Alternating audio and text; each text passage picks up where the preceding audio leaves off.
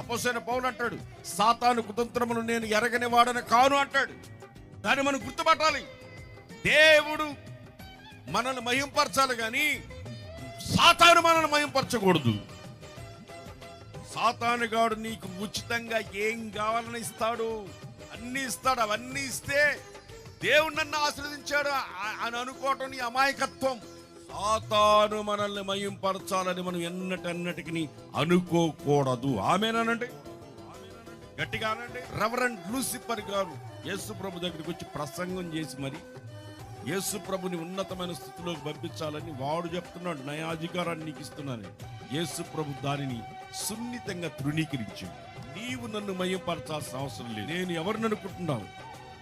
ఒక్క నోటి మాటతో భూమాకాశాలు సృష్టించిన వాడను. ప్రైజ్ లార్డ్, హల్లెలూయా. వీటన్నిటి మీద అధికారం కలిగిన వాడు నజరేయుడైన యేసు మనం ఆరాధిస్తున్న దేవుడు.